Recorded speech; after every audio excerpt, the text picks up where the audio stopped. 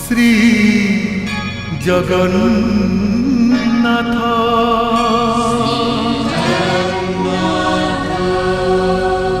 महाराज भद्र विद्यापति केबे भी कौन कार्य विफल हबार कथा मु शुणिनी तामाने प्रभु नीलमाधव को संदान मिली महाराज विद्यापति मते कहितले आपण को समस्त घटना खोली कहवा भद्रे सबल राज्य रे पहुंचवा परठारु जहा जहा घटी मो कहूची सुनंतु। समय सुअरे ए मनीष भासु थाए जीवनर चला बाटे केते जे घटना घटे सुख दुख आसु थाए भद्र सृष्टिधर कौन से पुरुषर द्वितीय बार पत्नी ग्रहण करने अशास्त्रीय नुह से हिसाब रे मो स्वामी कौन से अविचार करना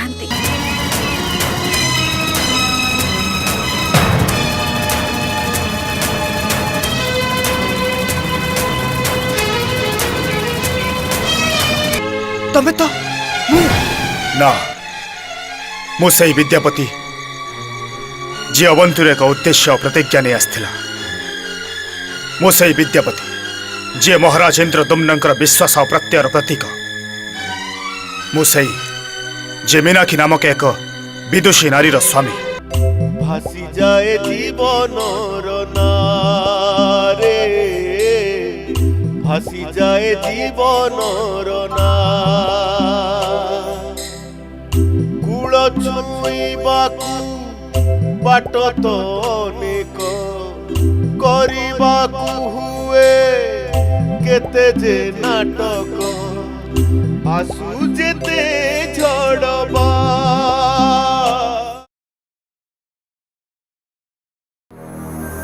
घटनार क्रम विकास थिला कल्पनातीत। विद्यापति जहा भाविथिले अन्य किछि घटुथला तांको जीवन रे। एबे अनेक प्रश्न अनेक समस्या तांको सम्मुखरे। गोटिए दिगरे मीनाक्षी अन्य दिगरे ललिता मझिरे तांको उपरि थिबा दायित्व जेउ दायित्व देइछन्ति राजा इंद्रद्युम्न कौन करिवे विद्यापति से सिना मीनाक्षी को बुझाई दे पारिबे ललिता को कौ परिस्थिति से विवाह कले मात्र ललिता को केमिति कहिबे जे से विवाहित आउ अवंती तांको अपेक्षा रहिछन्ति प्रथम पत्नी मीनाक्षी।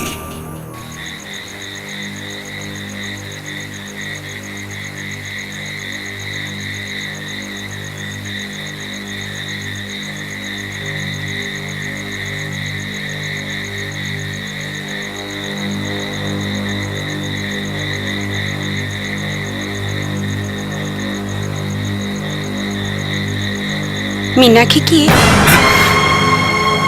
मीनाक्षी ये नाटा आज तमरी मोहर शुणिली बिछणारू तमे नाटा डाकी उठी पड़ल। अच्छा कहबनी मीनाक्षी किए?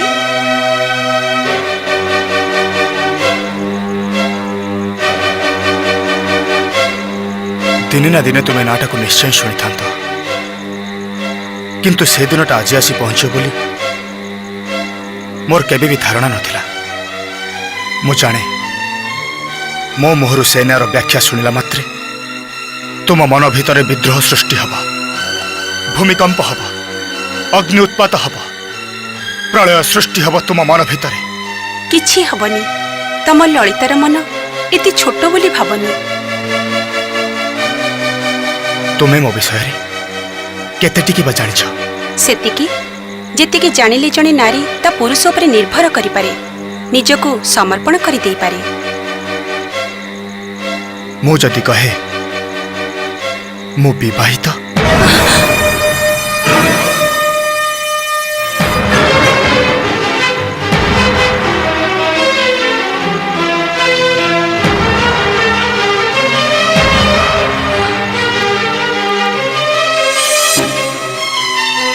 ଆଉ ମୁଁ ଯଦି କହେ मीनाक्षी ସେଇ ନାରୀ,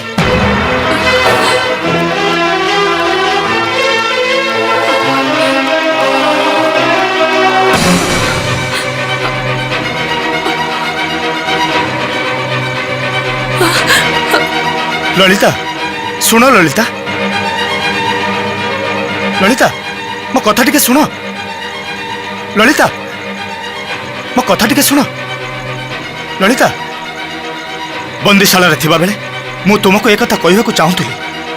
विवाह पूर्वर मु जेतबेले अतिथिशाला थिली सेतबेले तुमको नहले महाराज विश्वासुक एक कथा कहि पारथांते, किंतु मनुष्य ता हाथ पाखु आसुता सुजोग को जदि व्यवहार करि पारथांता ताहले दुनियार रूपरेखा अन्य प्रकार हितांता। मोर आउ गोटे स्वीकारोक्ति तुम्हें शुणी रख ललिता, मो पाखरे मीनाक्षी आउ तुम भितर किछि प्रभेद नहीं। तुम्हें दुई जन गोटे वृंतरे दुईटी फूल परी, गोटे फूल महक बिंची दिए, आउ गोटे फूल रूप रंगर पसारा मेली दिए। अवश्य मु भूल करछि, मीनाक्षी विषय तुमको न कही बहुत बड़ अपराध करछि, सेथिपाई मु तुम पाखरु क्षमा मागुछि। तुम्हें मते क्षमा कर दियो ललिता।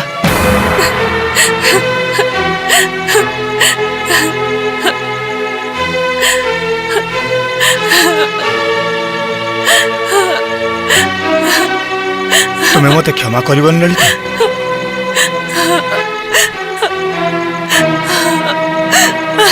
ललिता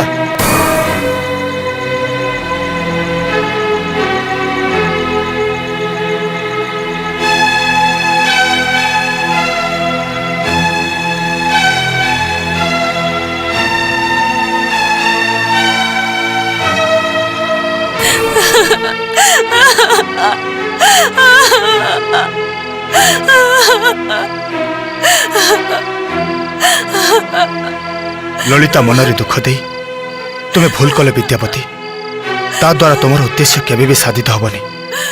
प्रभु नीलमाधव पाखरे पहुंचवा तुम पर सुदूर पराहत ही रहिब।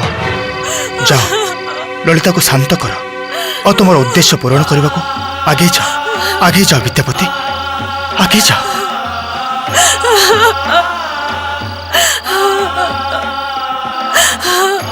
ललिता ललिता उठ।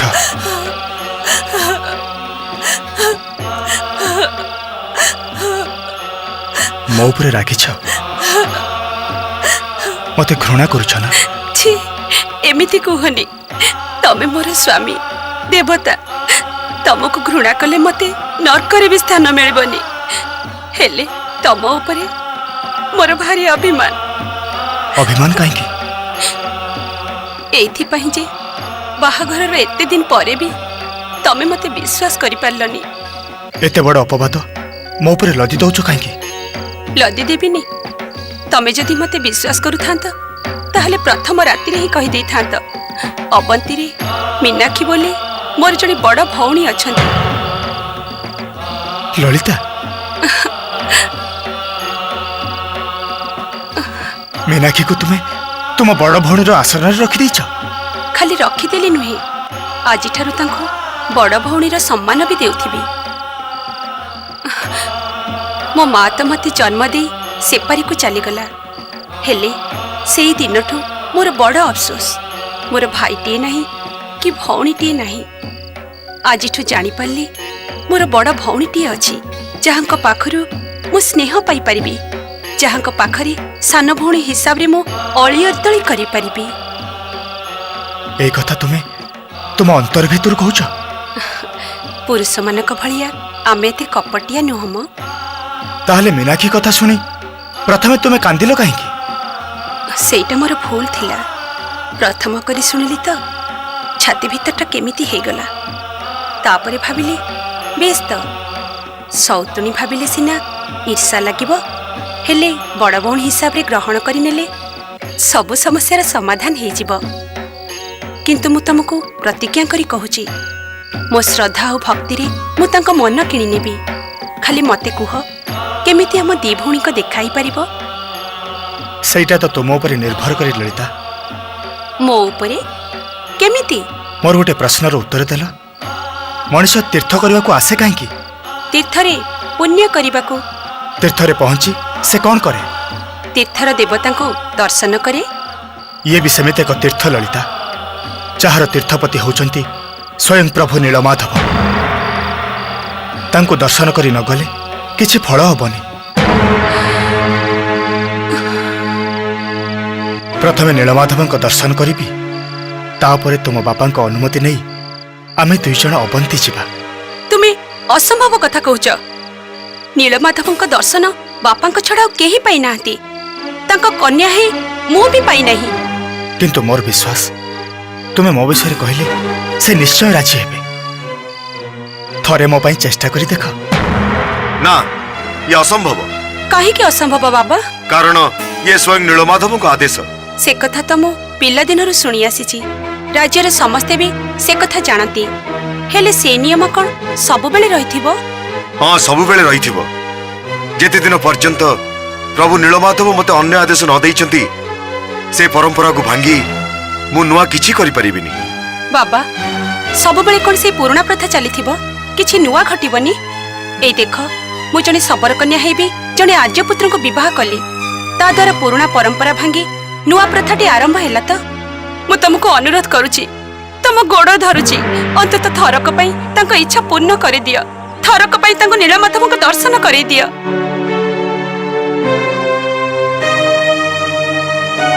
एमिति अनुरोध तू कर ना माँ। जहाँ असंभव ताकू संभव कला भलिया शक्ति मोर नहीं।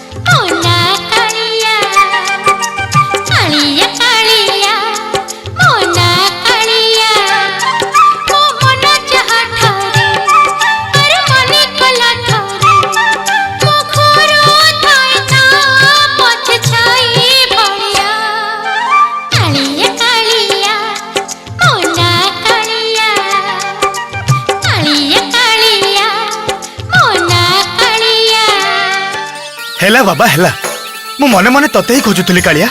आहा सतरे की भाग्य मोर। ତୁ ଆଜି ସାଙ୍ଗରେ ଦହି ଆଣିନୁ? तमर आउ दही कौन दरकार? तमे तो राजा घर जाई खीरी पुरी रे भासुथबो। मो दही कौन तुमको भल लागिबो? बेले बेले सबठु सुआदिया जिनिस भी पिता लगे। बारे खांटी कथाटा कहलो गोसे मन पड़ी गले सब पिता लगे। हेले तम मन पड़ी गला कहीं? सुंदरी राजा घर झियो पाइल, राजा परे राजत्व भी पाइब। दास दासी सैन्य सामंत तम कथारे उठबस हेबे। हेले तमर दुख कौन? ସେଇଟା ହିଁ ମୋର ସବୁଠୁ ବଡ଼ ଦୁଃଖ କାଳିଆ। ବାହାରକୁ ଦେଖିଲେ ସବୁ ଠିକ ଅଛି, କିନ୍ତୁ ଭିତରେ ଭିତରେ ଚିନ୍ତା ମୋତେ ଅବଶ କରାଇ ଦେଉଛି। ଯୋଉ କାରଣ ପାଇଁ ଲଳିତାକୁ ବିବାହ କଲି, ସେ ମୋଠୁ ଦୂରକୁ ଚାଲି ଯାଉଛି। ओ तमे ताहाले गोटे कारण पे ललिता को विवाह करथिल, भलो पई नुह? ଯାହା ପାଇଁ ବି ହଉ, ମୁଁ ତ କିନ୍ତୁ ମୋ ଉଦ୍ଦେଶ୍ୟ ପୂରଣ କରିପାରୁନି। तमर से उद्देश्य कौन मु जानिनी। जदि किछि थाए ताहाले सबको बाजी रखी से उद्देश्य पूर्ण करबा उचित। शास्त्र परा कहिछि थरे जहा संकल्प करिथिबो ତାହାକୁ ମରଣ ଆସୁ ପଛେ ପୂରଣ କରିବା ଉଚିତ। ତୁ ଶାସ୍ତ୍ର କଥା ବି ଜାଣିଛୁ? ତତେ ମୁଁ ଯେତେ ଦେଖୁଛି ମତେ ସେତେ ଆଶ୍ଚର୍ଯ୍ୟ ଲାଗୁଛି। ତୋ କଥାବାର୍ତ୍ତା, ତୋ ଚାଲିଚଳନ ସାମାନ୍ୟ ବାଳକ ପରି ଲାଗୁନି। ଯେମିତି ଲାଗୁଛି ତୁ ଜଣେ ଜ୍ଞାନୀ ଆଉ ବୟସ୍କ ବ୍ୟକ୍ତି। ଗୋସେଇ ମତେ 9 ପୁରି 10 ଚାଲିଲା। ମୁଁ କଣ ପିଲା ହେଇଛି? ନାଇଁ, ବହୁତ ବୁଢା ହେଇଗଲୁଣି। ତୋ ବୟସର ଅନେକ ପିଲା ମୁଁ ଦେଖିଛି, ତୁ ସେମାନଙ୍କ ପରି ନୁହଁ। ଦେଖ ଗୋସେଇ, ତମେ ଗୋଟିଏ ସଭ୍ୟ ଦେଶରୁ ଆସିଛ ବୋଲି କହୁଛ। ତମ ମାନଙ୍କର ଗୋଟିଏ ଦୋଷ, ତମେ ସବୁ କଥାର କାରଣ ଖୋଜ। କିନ୍ତୁ ମୋର ଭାରି ଖୋଲା ମନ। ମୁଁ ମଣିଷ, ପଶୁପକ୍ଷୀ, ଜୀବଜନ୍ତୁ, ଫୁଲ, ନଦୀ, ସୂର୍ଯ୍ୟ, ଚନ୍ଦ୍ର ସମସ୍ତଙ୍କଠୁ ଜାଣିବା କଥା ସାଉଁଟି ନିଏ। ଆଉ ଯାହା ମୋ ମନକୁ ଆସେ ସେଇଏ କହି ପକାଏ। ଭଲ ହେଲେ ଭଲ, ମନ୍ଦ ହେଲେ ମନ୍ଦ। କାଳିଆ, ତୁ ଚାଲି ଯାଉଛୁ ଯେ? ମୋର ତେଣେ କେତେ କାମ ପଡିଛି, ହେଲେ ଯିବା ଆଗରୁ କହି ଯାଉଛୁ ଗୋସେଇ, ପକେଇଲା ଛାପ କେବେ ବି ଢୋକିବନି। ଯାହା ପ୍ରତିଜ୍ଞା କରିଛ ଯେମିତି ହଉ ସେ ପ୍ରତିଜ୍ଞା ରଖିବ। ହଁ।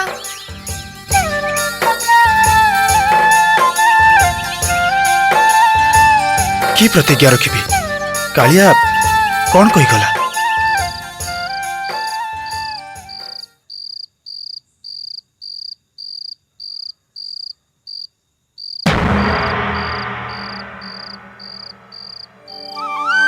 ଏସବୁ କଣ କୁସୁମ? ମଣିମା ଆଦେଶ କରିଛନ୍ତି ଆପଣ ଏସବୁ ପିନ୍ଧିବେ। କାହିଁକି? ତାର କାରଣ ଆମେ ଜାଣିନୁ। ଆମେ କେବଳ ରାଜାଙ୍କ ଆଦେଶ ପାଳନ କରିଛୁ। ଆମେ ଏବେ ଯାଉଛୁ।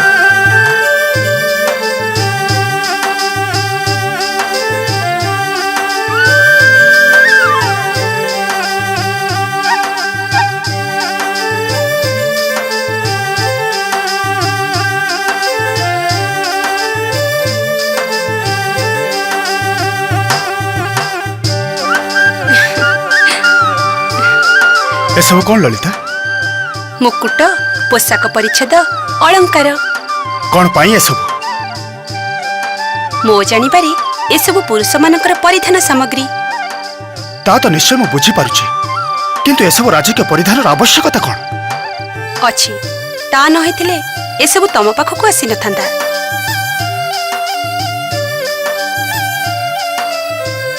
ମତେ ସ୍ପଷ୍ଟ କରି କୁହ। ଆଜି ହେଉଛି ଆମ ଶବରମାନଙ୍କ ପାଇଁ ଏକ ବିଶିଷ୍ଟ ଦିନ। ଅନେକ ବର୍ଷ ତଳେ ମୋ ଜନ୍ମ ପୂର୍ବରୁ ଆଜି ଦିନରେ ମୋ ବାପା ମହାପ୍ରଭୁ ନୀଳମାଧବଙ୍କର ଦର୍ଶନ ଲାଭ କରିଥିଲେ, ଆଉ ତାଙ୍କୁ ପୂଜା କରିବାର ଲାଭ ମଧ୍ୟ ପାଇଥିଲେ। ସେହି ଦିନଠାରୁ ଆଜି ପର୍ଯ୍ୟନ୍ତ ପ୍ରତିବର୍ଷ ଆମର ଏଠି ମେଳା ବସେ। ବୁଢ଼ାଠୁ ପିଲା ପର୍ଯ୍ୟନ୍ତ ସମସ୍ତେ ଏହି ମେଳାକୁ ଉପଭୋଗ କରନ୍ତି। ନାଚ ଗୀତ ହୁଏ। ସଭା ଶେଷରେ ପ୍ରଭୁ ନୀଳମାଧବଙ୍କ ମହାପ୍ରସାଦ ସମସ୍ତଙ୍କ ଭିତରେ ବଣ୍ଟାଯାଏ। ମହାପ୍ରସାଦ? ବାବାଙ୍କ ପାଖରୁ ଶୁଣିଛି, ଦେବତାମାନେ ରାତିରେ ଆସି ନୀଳମାଧବଙ୍କ ପୂଜାର୍ଚ୍ଚନା କରିଥାନ୍ତି, ଭୋଗ ଲଗାନ୍ତି। ସେଇ ସବୁ ଭୋଗ ରହିଯାଇଥାଏ। ଆଜି ଦିନରେ ଆମ ବାବା ସେଇ ଭୋଗ ଆଣି ସମସ୍ତଙ୍କୁ ଦିଅନ୍ତି। ସେଇ ଭୋଗ ହେଉଛି ମହାପ୍ରସାଦ। ଶବରମାନେ ଏଇ ଦିନଟାକୁ ବର୍ଷ ସାରା ଅପେକ୍ଷା କରି ରହିଥାନ୍ତି। କିନ୍ତୁ କିନ୍ତୁ ଏସବୁ କାହିଁକି? ତମେ ହେଉଛ ରାଜା ବିଶ୍ୱାବସୁଙ୍କର ଜାମାତା, ଏ ରାଜ୍ୟର ଭବିଷ୍ୟତ ଉତ୍ତରାଧିକାରୀ। ଏ ମୁକୁଟ, ପୋଷାକ ପରିଚ୍ଛଦ ଏସବୁ ତମକୁ ସମ୍ମାନିତ କରିବା ପାଇଁ। କୋଉ ହିସାବରେ? କହିଲି ତ, ଏ ରାଜ୍ୟରେ ତମର ଭୂମିକା ଯାହା, ସେଇ ଭୂମିକାରେ ଅଭିନୟ କରିବା ପାଇଁ ଏସବୁର ଆୟୋଜନ। ତୁମର ସେ ମେଳାକୁ ଯିବା ପାଇଁ ମୋର ଇଚ୍ଛା ନାହିଁ। ତମେ ସେମିତି କୁହନି। ସମସ୍ତଙ୍କ ସମ୍ମୁଖରେ ଆଜି ବାବା ତମକୁ ତାଙ୍କ ଉତ୍ତରାଧିକାରୀ ବୋଲି ଘୋଷଣା କରିବେ। ଉତ୍ତରାଧିକାରୀ? କୋଉ ହିସାବରେ? କୋଉ ପ୍ରକାର ଉତ୍ତରାଧିକାରୀ ମୁଁ? ହିସାବଟା କ'ଣ ତମକୁ ଜଣା ନାହିଁ? ତମେ ହେଉଛ ରାଜାଙ୍କର ଏକମାତ୍ର କନ୍ୟାର ସ୍ୱାମୀ। ରାଜକୀୟ ପରିଚ୍ଛଦ ପିନ୍ଧି, ମୂଲ୍ୟବାନ ଅଳଙ୍କାର ଦେହରେ ଲଗେଇ, ମସ୍ତକରେ ମୁକୁଟଟିଏ ପିନ୍ଧିଦେଲେ କେହି କେବେ ରାଜା ହେଇଯାଏନି ଲଳିତା। ଯେମିତି ଏକମାତ୍ର କନ୍ୟାର ସ୍ୱାମୀ ବୋଲି କେହି କାହାର ଉତ୍ତରାଧିକାର ପାଇପାରେ ନାହିଁ। କର୍ମରେ, ବ୍ୟବହାରରେ ଉତ୍ତରାଧିକାରୀକୁ ଯେଉଁ ଦାୟିତ୍ୱ ଦିଆଯାଏ ସେହି ପ୍ରମାଣ କରେ प्रकृत उत्तराधिकारी किए? तेणु से मेला को जीवा मोर इच्छा नहीं। और जदि भी चाहे जड़े साधारण दर्शक हिसाब से साधारण वेश पोशाक पिंधि मु से मेला को जीवी। तमे मो बाबा को अपमानित करि परिबो? से मोर पितृतुल्य गुरुजन, तांको अपमानित करिवार धृष्टता मोर नहीं। किंतु किंतु एपरि राजकीय अनुष्ठान को कौन से छलना नहीं मु जाई परिबिनी। लोक हसा कराओनी। बाबा को इच्छा को सम्मान दे तमे से मेला को चल। तुम बापांकर इच्छा को मु असम्मान करूनी, किंतु किंतु से तो मोर गोटे छोट इच्छा को पूरण कलेनी। नीलमाधव दर्शन कथा कहूछ? मोर तो से गोटाई मात्र इच्छा। तमे बुझुन कहीं? बाबा जदि प्रतिज्ञाबद्ध हेई न थांते ताहले से तमर इच्छा निश्चय पूर्ण करि पारि थांते। तमे बाबा को असुविधा कथा टिके बुझिबा को चेष्टा कर। मोर अवस्था कथा तुम्हें भी बुझा को चेष्टा कर ललिता। नीलमाधव को दर्शन करिवार इच्छा मोर मन भीतर एते प्रबल ही उठी जे मु सब प्रकार कार्य कारण भूली जाइछि। तथापि तुमर अनुरोध रक्षा करने को मु चेष्टा करिबी।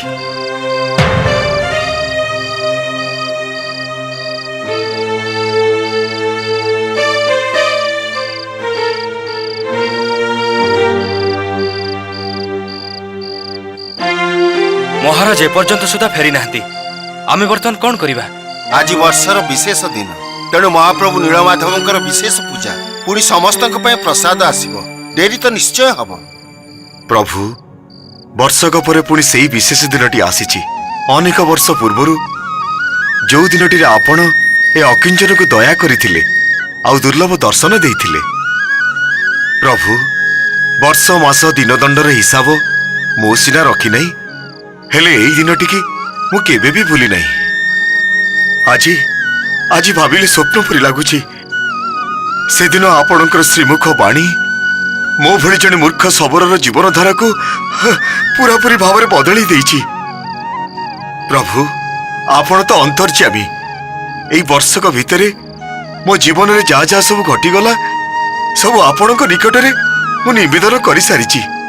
किंतु आज परी दिन रे खाली एतिकी निवेदन करुछि, आपणक दया स्थावर जंगम कीट पतंग समस्तक प्रति मो झियो ज्वाई और सबर जातिर समस्त उपरे थाउ। प्रभु आपण को पूजा करिवार अधिकार जुगे जुग धरी समस्ते पाउ थांतु।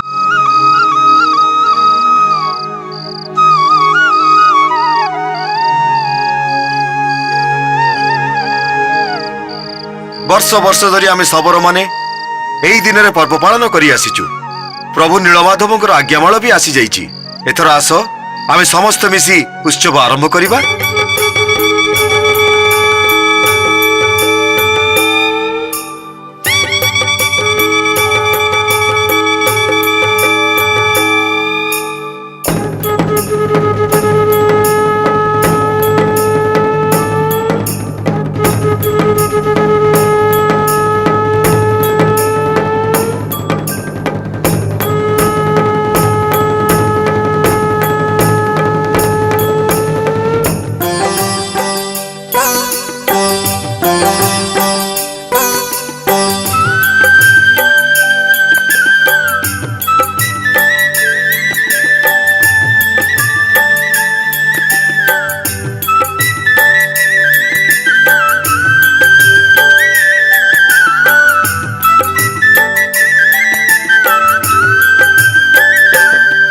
हे नीलमाधव, हे नीलमाधव, हे नीलमाधव, हे नीलमाधव, हे नीलमाधव, हे नीलमाधव।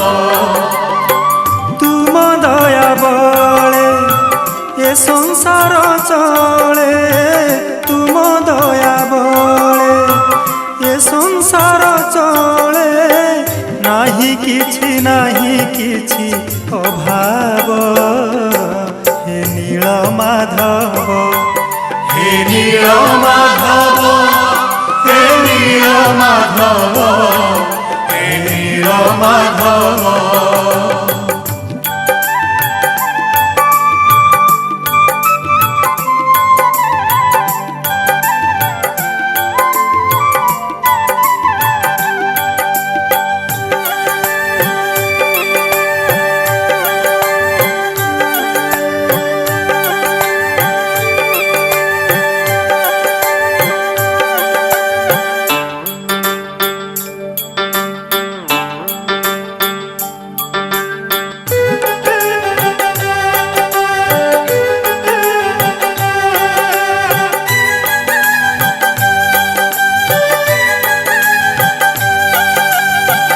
महिमा तुम अनंत पार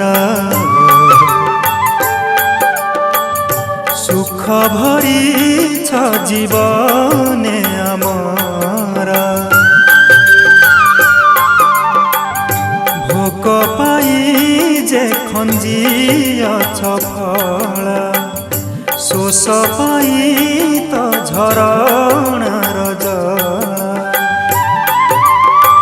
बरस के थारे आजी ए तिथि रे बरस के थारे आजी ए तिथि रे पाळुछु ठाकुर तुम परब हे नील माधव हे नील माधव हे नील माधव हे नील माधव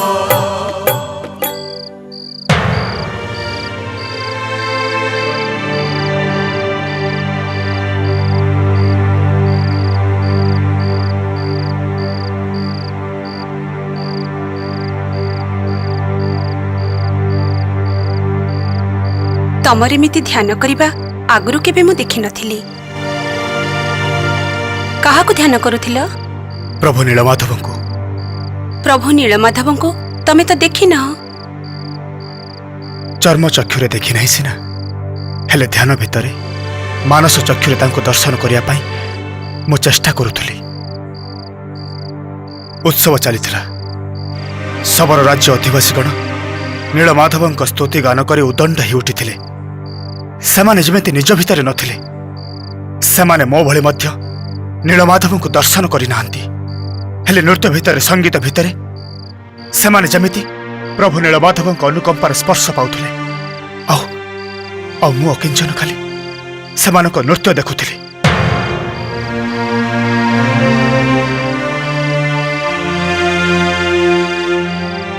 आउ सेठी मन लागिलानी भाविले सेमानक सांगरे मिसी नृत्य करिपारिबिनी सिना हेले नीरवरे ध्यान तो करिपारिबी तेणु सेठू उठी चली आसिली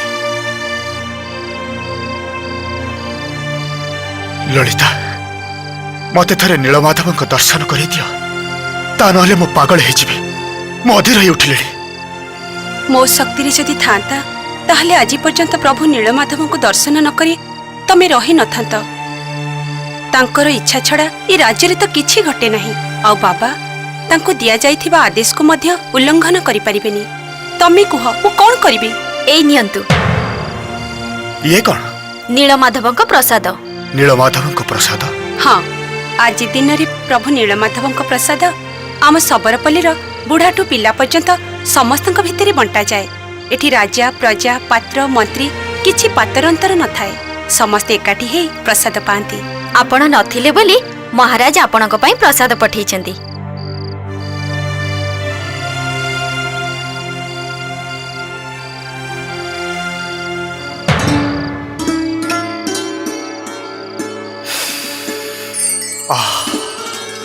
कि सुंदर ये भोगर बास्ना ए बास्ना तो पेट पुरी जाउछि ए होची देवता मानकर लगेइथिबा भोग प्रभु नीलमाधवଙ୍କ पाखरे लागि सरीबा परे ए भोगर बास्ना आहुरी बढ़ी जाए कि भाग्यवान तुम्हें सबरपल्लीर लोक माने दिव्य वासना युक्त नीलमाधवଙ୍କ प्रसाद पाइबार सौभाग्य तुम माने पाउछ बस ठाकुरଙ୍କ प्रसाद पाओ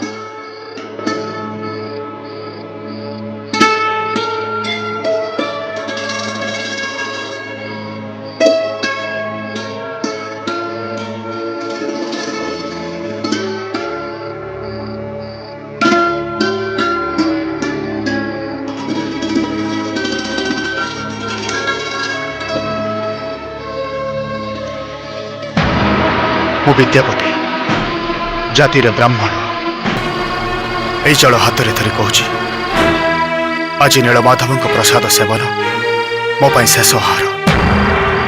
ଆଜିଠାରୁ ନୀଳମାଧବଙ୍କ ଦର୍ଶନ ନ କଲା ପର୍ଯ୍ୟନ୍ତ ମୁଁ ଅନ୍ନ ଜଳ ତ୍ୟାଗ କଲି।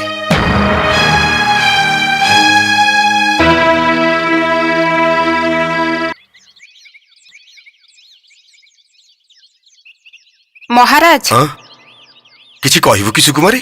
ହଁ ମହାରାଜ। କହ। ବର୍ତ୍ତମାନ ଅବସ୍ଥା ଅସମ୍ଭାଳ ହେଇ ଉଠିଲାଣି। କଣ ହେଇଛି? 4 ଦିନ ହେଲା ଲଳିତା ଆଉ ବିଦ୍ୟାପତି ଉପାସରେ ଅଛନ୍ତି। ପାଣି ଟୋପେ ବି ମୁହଁରେ ନେଇନାହାନ୍ତି। 4 ଦିନ ହେଲା? କାହିଁକି? ସେମାନଙ୍କ ଭିତରେ କଣ କିଛି ମନମାଳିନ୍ୟ ହେଇଛି କି? ଲଳିତାକୁ ମୁଁ ବହୁତ ପଚାରିଲି, କୁସୁମ ବି ପଚାରିଲା, ହେଲେ ସେ କିଛି କହୁନି। ଆଶ୍ଚର୍ଯ୍ୟ କଥା, ଆଜିକି 4 ଦିନ ତଳେ ଆମର ଯୋଉ ଉତ୍ସବ ହଉଥିଲା ସେଠିକି ତ ସେ 2 ଜଣ ଯାଇଥିଲେ, ପାଖାପାଖି ବସିଥିଲେ, କିନ୍ତୁ ପ୍ରସାଦ ପାଇଲା ବେଳେ ଖୋଜିଲା ବେଳକୁ ସେ 2 ଜଣ ସେଠି ନଥିଲେ। ଆଉ ଆଜି ତୋ ମୁହଁରୁ ଶୁଣୁଛି 4 ଦିନ ହେଲା ସେ ଅନ୍ନ ଜଳ ସ୍ପର୍ଶ କରିନାହାନ୍ତି। କଣ ପାଇଁ? ମୁଁ କିଛି ବୁଝିପାରୁନି। ଆଜି ପର୍ଯ୍ୟନ୍ତ ଲଳିତା ମୋ ପାଖରେ କିଛି ଲୁଚେଇନି, ହେଲେ ଆଜିକୁ 4 ଦିନ ହେଲା ମୁଁ ପଚାରି ପଚାରି ଥକି ଗଲିଣି, କିଛି ଉତ୍ତର ଦଉନି। ଆଉ ବିଦ୍ୟାପତି? ଲଳିତା ଯାହା ହେଲେ ବି ପଦେ ଅଧେ କିଛି କହୁଛି, କିନ୍ତୁ ବିଦ୍ୟାପତି ତ ଏକା ବେଳକେ ଚୁପ୍। ଆଜିକୁ 4 ଦିନ ହେଇଗଲାଣି, ତୁ ମତେ କହିନୁ କାହିଁକି? ଭାବିଥିଲି ସ୍ୱାମୀ ସ୍ତ୍ରୀଙ୍କ ଭିତରେ କିଛି ମନ ଫଟାଫଟି ହେଇଛି, ବଳେ ସୁଧୁରି ଯିବନି।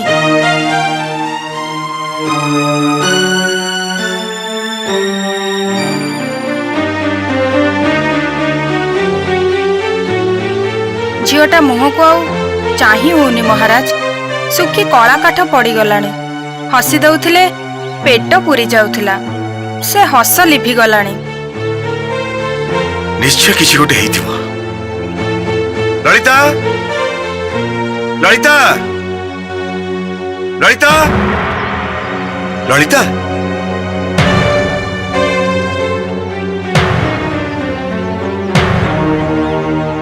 ଜନ୍ମ ହବାଠୁ ଆଜି ପର୍ଯ୍ୟନ୍ତ ତୋର ସବୁ ଅଳି ଅଦଳି ତ ମୁଁ ପୂରଣ କରି ଆସିଛି ମା। ଆଉ ଆଜି ଏମିତି କଣ ଘଟିଗଲା ଯେ ତୁ 4 ଦିନ ହେଲାଣି ଅନ୍ନ ଜଳ ସ୍ପର୍ଶ କରିବା ଛାଡ଼ି ଦେଇଛୁ? ତୋ ସାଙ୍ଗରେ ବିଦ୍ୟାପତି ବି ଉପବାସ କରିଛନ୍ତି। ବିଦ୍ୟାପତି କାହାନ୍ତି ମା? ସିଏ ସକାଳୁ ଉଠି ବାହାରକୁ କୁଆଡ଼େ ଯାଇଛନ୍ତି। ତାଙ୍କ ମନ ଆଉ ଏଠି ନାହିଁ ବାବା। ଆଉ କୋଉଠି ଅଛି? ପ୍ରଭୁ ନୀଳମାଧବଙ୍କ ପାଖରେ। ତା ମାନେ? କେତେ ଦିନ ତଳେ ତମକୁ ତ କହିଥିଲି ନା ବାବା।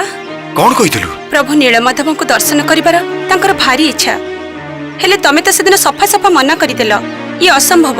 ସେଦିନ କହିଥିଲି, ଆଉ ଆଜି ବି କହୁଛି, ଇଏ ଅସମ୍ଭବ। ବାବା, ତାଙ୍କର କିନ୍ତୁ ଯେ ନୀଳମାଧବଙ୍କୁ ଦର୍ଶନ ନ କଲା ପର୍ଯ୍ୟନ୍ତ ସେ ଅନ୍ନ ଜଳ ସ୍ପର୍ଶ କରିବେନି।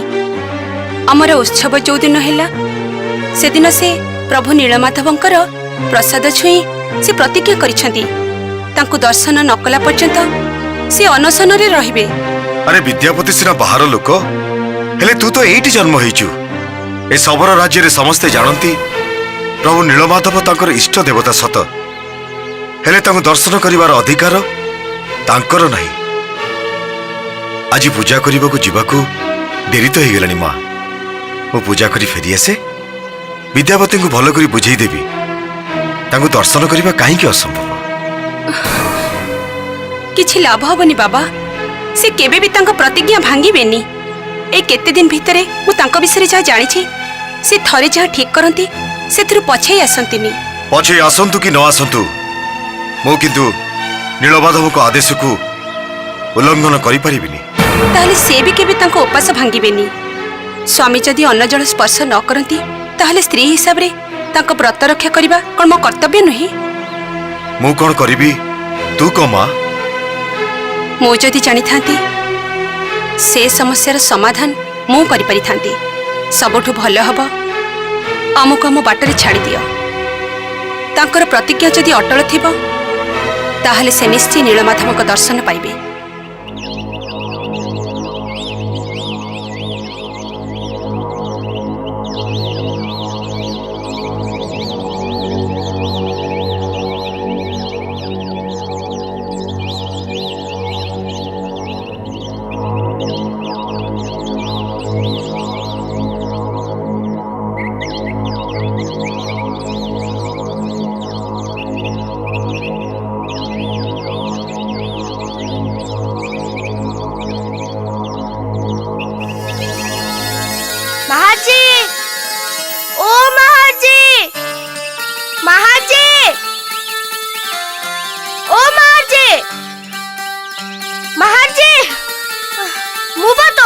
ଲାଗୁଛି ଶୁଭୁ ନାହିଁ କି?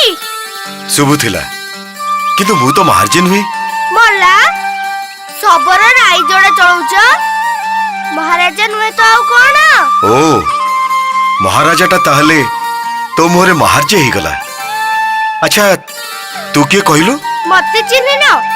ମତେ ପୁରା ନୀତି ଦେଖୁଛ, ହେଲେ ଦେଖି ନ ଦେଖିଲା ପରି ହଉଛ। ହଁ ତମେ ହେଲ ରଜା ଲୋକ, କେତେ ପ୍ରଜା ପାଟକୁ ଦେଖୁଛ, କାହା ମୁହଁ ଏବେ ମନେ ରଖିବ? ମୁଁ ତମକୁ ଏମିତି ପଛରୁ ଡାକିଦେଲି ବୋଲି ଅବିଗୁଣ ପାଇଲ କି? ଜାଣିଲ ନା ମୋ ପାଖରେ ସବୁ ସମାନ, ପ୍ରଜା ରାଜା ପିଲା ବୁଢା ସମସ୍ତେ। ଛାଡ ସେ କଥା, ପଛରୁ କାହିଁ ଡାକିଲୁ କହିଲୁ? କଥା କଣ କି, ତମେ ସିନା ଦେଖିକି ଦେଖିପାରନି, ହେଲେ ମୁଁ ତମକୁ ନୀତି ଦେଖେ। ପ୍ରତିଦିନ ଏଇ ବାଟ ଦେଇ ପୂଜା କରିବାକୁ ଯାଅ, ଗଲାବେଳେ ହସ ହସ ମୁହଁ, ଆଉ ଆସିଲା ବେଳେ ବି ହସ ହସ ମୁହଁ, ମୁହଁରୁ ତେଜ ବାହାରୁଥାଏ। ହେଲେ ଆଜି କାହିଁକି ମୁହଁଟା ଶୁଖି ଯାଇଛି? କଣ ହେଇଛି କି? ଆରେ ତୁ ତ ପିଲା ଲୋକ, ମୋ ଦୁଃଖ କଥା ତୁ କଣ ବୁଝିବୁ? ମହାଜେ ପିଲା ଲୋକ ବୋଲି ଅଣଦେଖା କରିବନି। ଏଇ ପିଲାମାନେ ବେଳେ ବେଳେ ଗଣ୍ଠି କଥା କହିଦିଅନ୍ତି, ବୁଦ୍ଧି ବାଟ ଦେଖେଇ ଦିଅନ୍ତି। ଆରେ ମତେ ଥରେ କହିକି ଦେଖ। ହଁ, ଜୟୀ ମୋର ଜିଦ୍ ଧରି ବସିଛି ନୀଳମାଧବଙ୍କୁ ଦର୍ଶନ କରିବା ପାଇଁ। 4 ଦିନ ହେଲା ଉପାସ ରହିଛି। ସ୍ୱାମୀ ଉପାସ ରହିଛି ବୋଲି ଝିଅଟା ବି ମୋର ଉପାସ ରହିଛି। ଏଣେ ଏଣେ ମୋ ଠାକୁର ମତେ ଆଦେଶ ଦେଇଛନ୍ତି ମୋ ଛଡା କେହି ତାଙ୍କୁ ଦର୍ଶନ କରିପାରିବେନି। ମଲା ଯା, ଏଇଟା ଗୋଟେ କଥା? ଏଇଥିରେ ଧନ୍ଦି ହଉଛ? ଯିଏ ଆଦେଶ ଦେଇଛି ସିଏ କଣ ଫେରେଇ ନବନି? ତୁ କଣ କହିବାକୁ ଚାହୁଁ? ସିଧା କଥା, ତମ ଠାକୁର ନୀଳମାଧବଙ୍କ ପାଖକୁ ଯାଇ ଗୁହାରି କର, ଆଉ କହିବ ଠାକୁରେ ଝିଅ ଯାଇ ମୋର ଅନୁଜଳ ଛାଡ଼ିଦେଲେଣି, ଜୟ ତୁମକୁ ଦର୍ଶନ କରିବାକୁ ଚାହୁଁଛି। ଯଦି ଅନୁମତି ନ ଦିଅ ତାହେଲେ ଉପାସରେ ରହି ଜୀବନ ହରେଇବେ। ତମକୁ ସ୍ତ୍ରୀ ହତ୍ୟା ଆଉ ବ୍ରହ୍ମ ହତ୍ୟାରେ ପାପ ଲାଗିବ। ଏମିତି ମନ ମୁନ ଚୈତନ୍ୟ ଦେଇ ଗୁହାରି କଲେ ପଥର ତ କରିବ, ଇଏ ତ ସହଜେ ଠାକୁର। ଆରେ ବାଳକ, ତୁ ଖାଣ୍ଟି କଥା ଗୋଟେ କହିଛୁ। ଏମିତିଆ ଗୋଟେ କଥା ଆଜି ପର୍ଯ୍ୟନ୍ତ କେବେ ବି ମୋ ମନ ଭିତରୁ ଉଙ୍କି ମାରି ନଥିଲା। ଆଜି ନିଶ୍ଚୟ ମୁଁ ତାଙ୍କ ପାଖରେ ଜଣେଇବି, ନିଶ୍ଚୟ ତାଙ୍କ ପାଖରେ ଜଣେଇବି।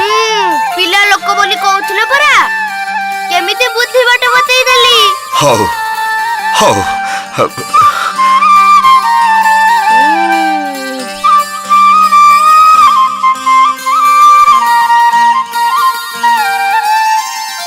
ନାରାୟଣ ନାରାୟଣ ନାରାୟଣ ନାରାୟଣ।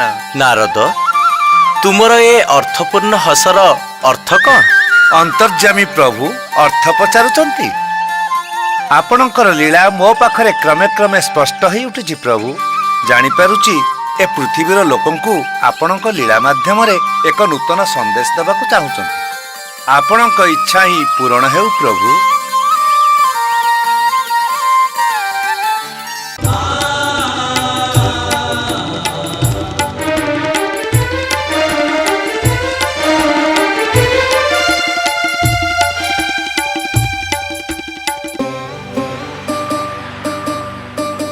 জগতর নাথ